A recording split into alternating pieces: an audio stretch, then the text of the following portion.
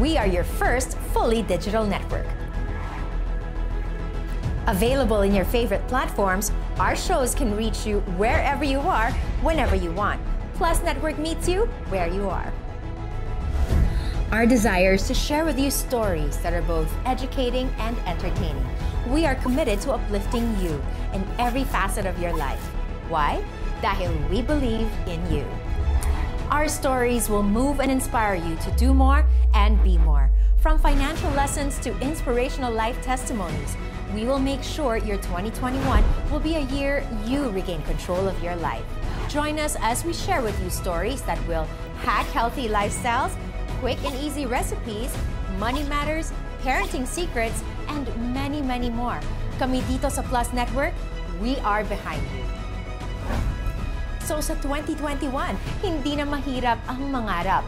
Follow, subscribe, and like us on Facebook, LinkedIn, Instagram, and YouTube. And together, we can all be more and be plus. We are where you are.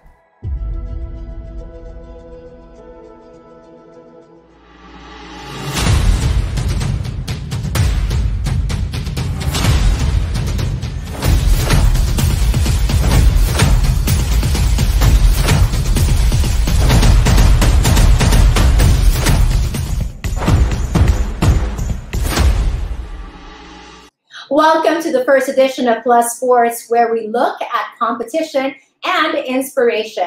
I'm Patricia Bermudez Hizon. This show will give you not just the latest scores and updates in the sporting world, but also the stories behind the athletes' struggles, victories, and motivation. We go beyond the stats and celebrate the great athletic feats with you. And here is our take on Tokyo.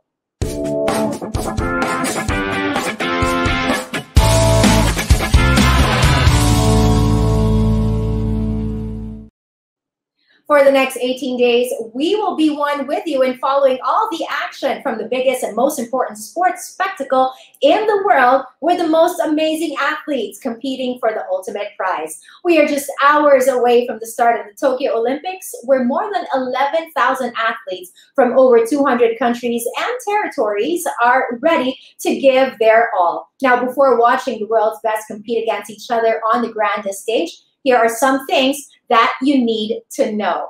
This is the second time that Tokyo will be hosting the Olympic Games. The first time happened back in 1964, when it became the first Asian city to host the Olympics. Japan's athletes won 16 gold, 5 silver, and 8 bronze medals, coming in third place behind the United States in first and the Soviet Union then coming in at second. It was the 15th occurrence of the modern Olympic Games, and that's when they introduced the improved timing and scoring technologies, including the first time that they used computers for statistics. Imagine that. Fast forward to now, you can really appreciate all the technological advancements that are now being utilized, not just in stats, but in sports in general. Amazing, right? I love that.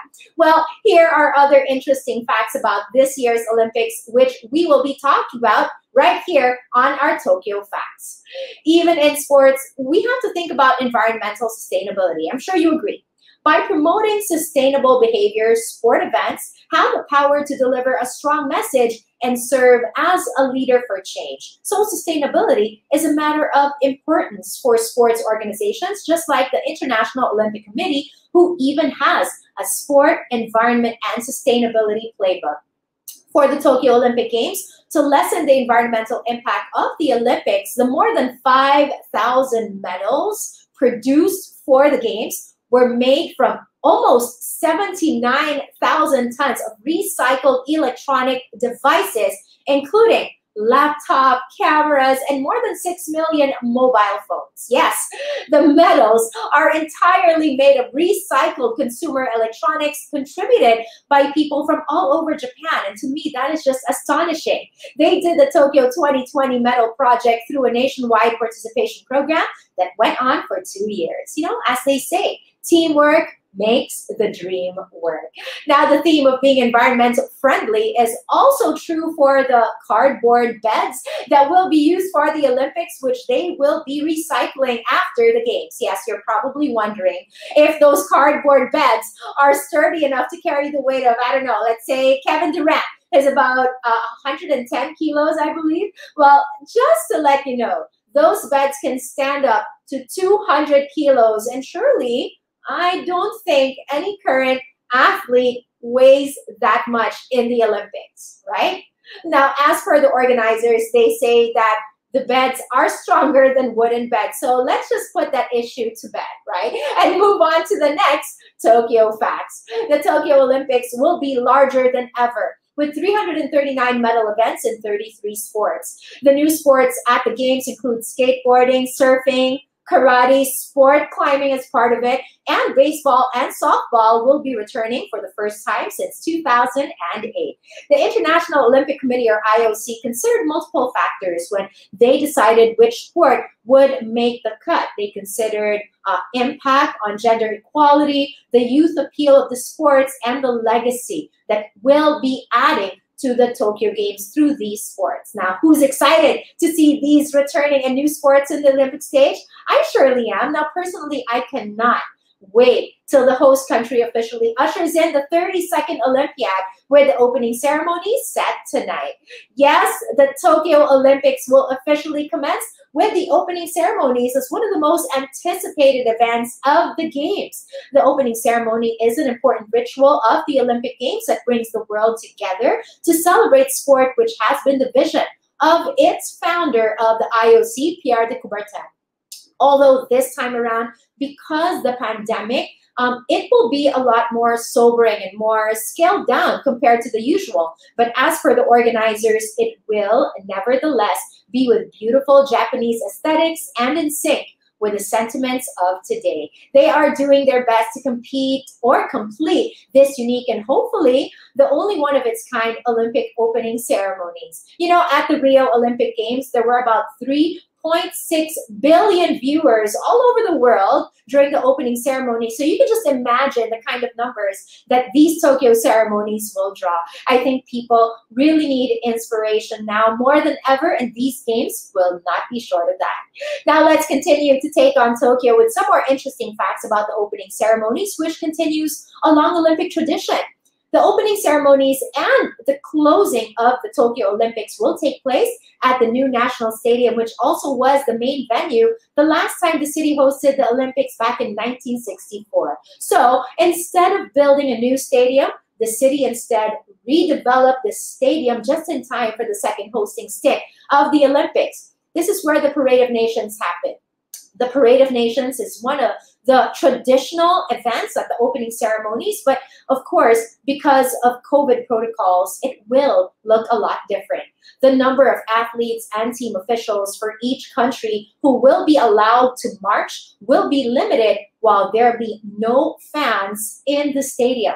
The COVID-19 pandemic has cast a large shadow over the event that had already been postponed last year and will now take place without spectators. But still, the games and the athletes will certainly still shine bright and amaze. The theme of the Tokyo Olympics is United by Emotion, which will be reflected in the opening ceremonies. And this year, the Olympics is sending the message that people should embrace and celebrate their differences and diverse backgrounds and be connected through the power of sports. I really agree. In line with this message of inclusivity, the Olympic motto of faster, higher, stronger has been updated, and it now includes the word together. And that is such a powerful message for all, as the Olympics highlights the needs for solidarity during these difficult times. Alone, we can do so little, right? But together, we are much more stronger, and of course, we can do so much more. And I'm sure you all agree on that one as well. Now, Plus Sports, speaking of doing more together, Plus Sports has partnered with the International Sports Press Association, or AIPS, to get updates and insights on the Olympic Games. And joining us today is the president of AIPS, Gianni Merlo, who is speaking to us directly from Tokyo. Hi, Gianni. Can you tell us about the sentiments in Tokyo right now, how things are running in terms of organization and even protocol, and give us insights on what will be happening and what we should expect in the opening ceremonies?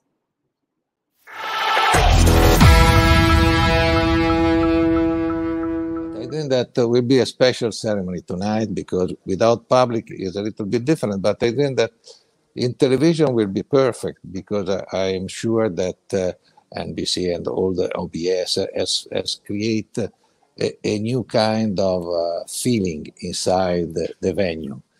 And the most of the people will see in television. So the most important is the TV production. For us inside, it will be different because it will be the first time that we'll be the only spectator there. And there is a mixed feeling because I'm sure that these games will have a great success, a great result because the athletes are all ready and they don't care if there is no public in the stadium during the competition. The problem is after the competition, they cannot communicate after. But I think that when you are sure that billions of people are looking at your performance, you will feel everything on your skin and the result will be good. The organization, I must say, is very well done because our press center, the transportation are perfect and so on. Maybe that there are some small details that are not yet working, but this is normal. Compared to many other editions, the day before were much better than in the other edition where there was some problem in the organization. The feeling of the people, I think that the most of the Japanese will be curious to see will be the reaction because I think that is the first time that Olympics are feeling such a situation with the virus. Because we have had terrorism, we have kind of Cold War and everything, but never a virus. That is an enemy that nobody can see and nobody can know how to stop it. Because, you know, even for us that we are all together, and as I told, these Olympics are a kind of big laboratory that will be very important to study because in the scientists, after our experiment, can have some answer to their question. Because we are living all together, coming from different parts of the world, and this is something that is really important more than what we think. Let's think about that people that are coming from different situation of the virus in their country and living together with a risk for sure. But if we survive to this risk, it means that there is a better hope also for us in the world. It must be such a unique experience for journalists like yourself to cover the games during this pandemic. So can you share with us, since you're in Tokyo, do share with us the challenges that you need to overcome?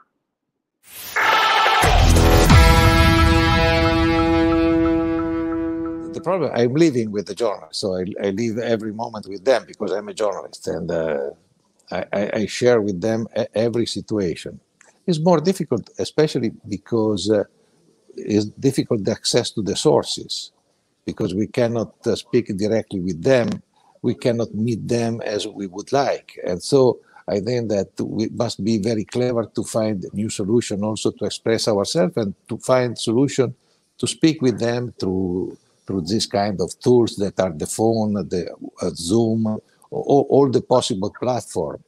But the only thing that we will miss very much is in the mixed zone where we can see their body language. Because you're important also when you want to describe something. The body language is one of the most important things because tell you more than what we can imagine. And this we miss. But for the rest of the job, I think that also we journalists now, we have to study new form of journalism because one thing is for sure. The concept of what is journalism is the same. The rules are the same. Are only different the tool that we use. So we must be clever enough to use these new tools in the proper way, not as on Facebook or TikTok or so on.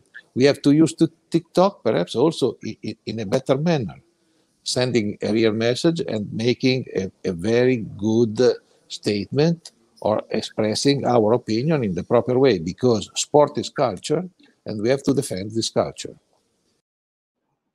Well, we wish you, the AIPS, and all the journalists covering the games well. Thanks so much for your time.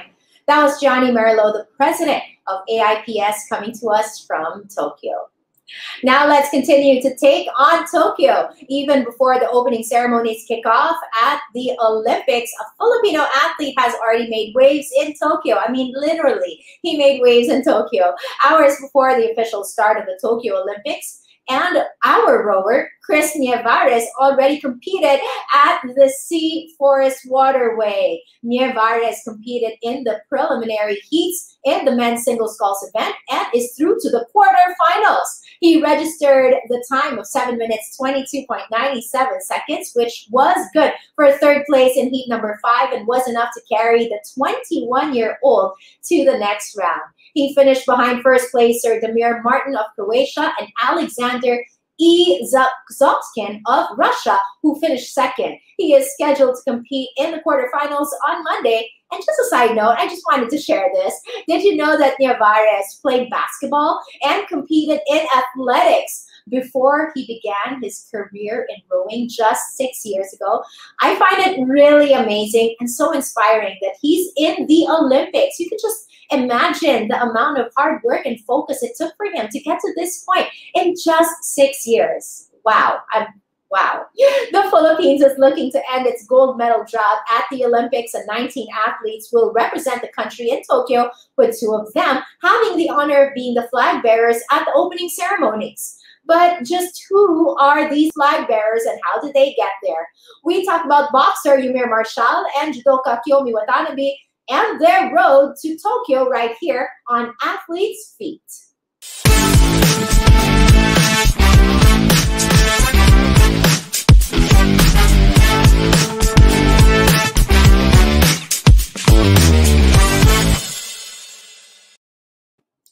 We have a double feature on today's Athletes' Feet, and we start this off by talking about boxer Yumir Marshall. He has come a long way from his humble beginnings in Lunzaran, Zamboanga City. Now, his love for sport was ignited when he was just 7 years old by his father, who was a former boxing coach. From competing in fiestas in small towns when he was a kid, his hard work and determination carried him into the Olympics, where he has a chance to win the gold in the middleweight division. Aside from winning medals at the World Championships, Asian Games, and the Southeast Asian Games, Marshall also turned professional last December, defeating Andrew Whitfield via unanimous decision in his first pro fight in LA. The 25-year-old is signed under Manny Pacquiao's MP Promotions, and he vows to make the boxing legend proud when he steps into the ring in Tokyo. And because he drew a bye in the first round, this means that the 3-time Southeast Asian Games gold medalist and 2019 world silver medalist, who is also the top-seeded Filipino fighter in these Olympics, automatically moves on to the second round on Thursday and will be facing the winner of a first-round clash between an Algerian and a Ugandan boxer. We are so excited for that one. The country's other flag bearer is the 24-year-old Kiyomi Watanabe, who promises to make the people in her native Cebu proud when she competes in the 63 kilograms women's division. She has won gold medals at the Southeast Asian Games and a silver medal at the Asian Games, but she understands that winning at the Tokyo Olympics will be a tougher task. Watanabe will have the advantage of having adjusted to the weather of Japan, as she has been training at the Waseda University for some time, even before the Olympics. Now, though she admits to being shy and rarely used to the spotlight, this Filipina is ready to step up to carry our flag and fiercely compete against the best in the world in the hopes of giving the country an Olympic medal. You know, she's shy, but she is a beast on the mat. It will be so inspiring to watch her compete starting tomorrow when she faces Spain's Cristina Perez in the round of 32. Go Philippines! Will be cheering on for all of our athletes. And that is our double header feature right here on Athletes' Feet.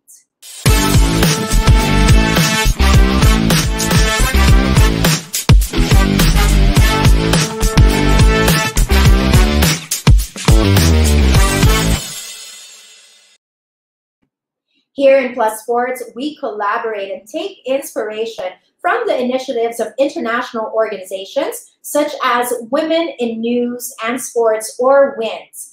And of course, this association helps uplift women in the world of sports. For this edition, we take on Japanese star tennis, Naomi Osaka. Aside from being the world #2 and being the highest paid female athlete in the world, Osaka is a role model as an activist and advocate of mental health. So let's talk about the 4-time Grand Slam winner here on Women in Sports.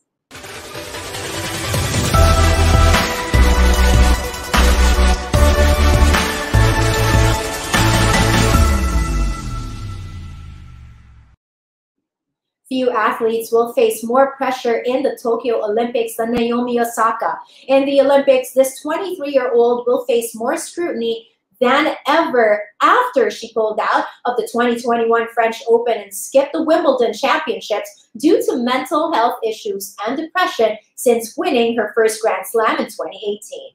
Osaka's admission that she was going through mental health problems was a brave move that received praises amongst her fellow tennis players and the sporting world.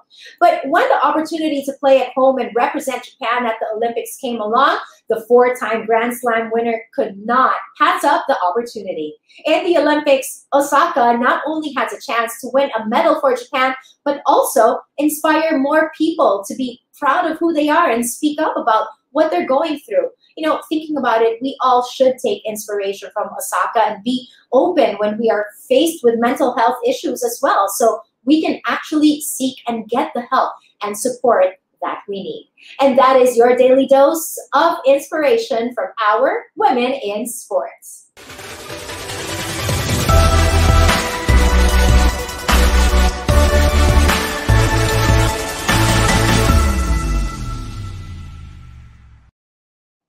On to other items. While many people wait for the start of the Olympics, the basketball world continues to turn, with the NBA just wrapping up and crowning a new champion and the PBA starting a new one. We give you the latest about basketball right here in Inbound.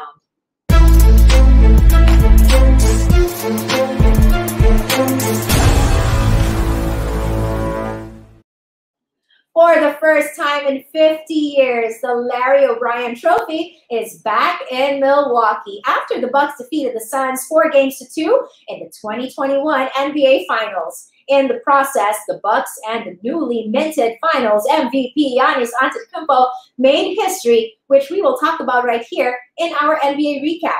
This marks only the second title in Bucks history, with the first coming back in 1971 when they were led by All-Stars Kareem Abdul-Jabbar and Oscar Robertson. Now, in the process, the 26-year-old Antetokounmpo joined Michael Jordan and Hakeem Olajuwon as the only players to win a regular season MVP, Finals MVP, and a Defensive Player of the Year award.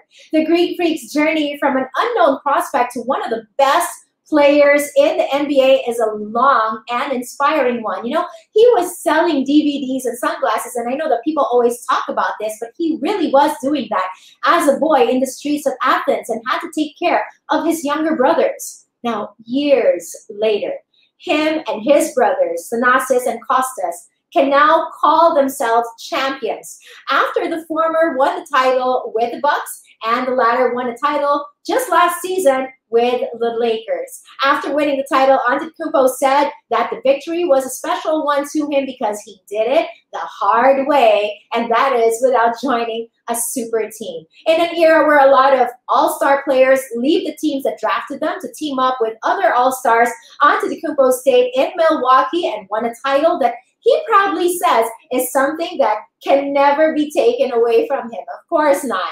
While the NBA has just wrapped up its latest season, the PBA has just started a new one as the 2021 Philippine Cup is onto its second week. Let's take a look at the latest results in our PBA recap. Now, in the first game of last Wednesday's doubleheader, the Northport Batang Pier bounced back from an opening day loss with a convincing 115-79 victory over the Phoenix Super LPG Fuel Masters. The Batang Pier had 6 players in double figures, including Robert Bullock, Kevin Ferrer, and rookie Troy Wright. The Fuel Masters, meanwhile, were led by Vic Manuel's 26-point heroics. In the second game, big man Ian Sanggalang scored a second game layup to lift the Magnolia Pambansang Manok Hotshots past the Alaska Aces 84-82 for their second straight win in the Philippine Cup. Sanggalang finished with 26 points, 5 rebounds, and 2 blocks to lead the Hotshots, while the Aces, which fell to 1-1, were led by Yusuf Taha's 20 points. Action continues today at the Inares Arena in Pasig when Barangay Ginebra looks for its first win against the winless team in the Blackwater Bossings. In the second game, the San Miguel Beermen will also look to enter the win column as they face the NLEX Road Warriors, which has a 1-1 record. We will continue to give you guys updates on local sports as they transpire. And, you know, we're just so happy. We're so happy that we're seeing our favorite stars again on the basketball court and even the volleyball court. So I guess that's it for now for our Inbound.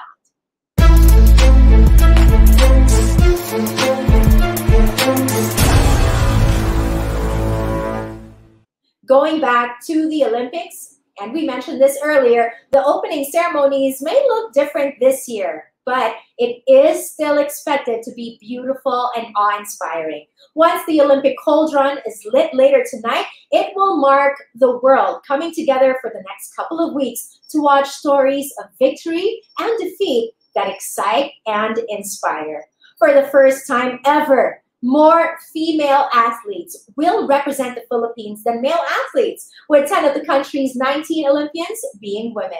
Here are the Filipinos who will try to add to the country's medal haul and possibly end our gold medal drought. Christina Nod and EJ Obiena will both compete in athletics, while Yumir Marshall, Carlo Paalam, Nessie Patesio, and Irish Bagnall will all try to win medals in boxing.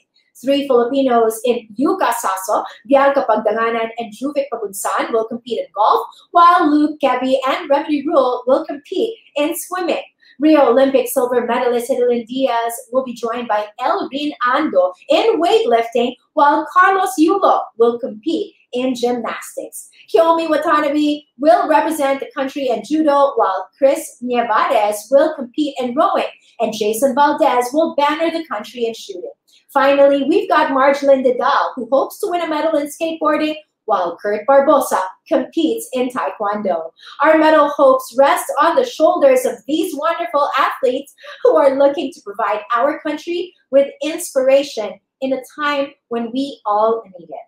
A lot of people are asking how they can watch the games. Well, you know, just to let you know, you can actually watch games on Signal, TV5, and even on Smart GigaFest, and even listen to updates on Radio Pilipinas. There are friends over there. Now, for more sports stories here and abroad that not just inform, but also inspire, catch Plus Network right here for Plus Sports every day. And that is on our Plus Network's Facebook page. That's it for us here at Plus Sports. I'm Patricia Bermudez Hizon. Thanks so much for watching.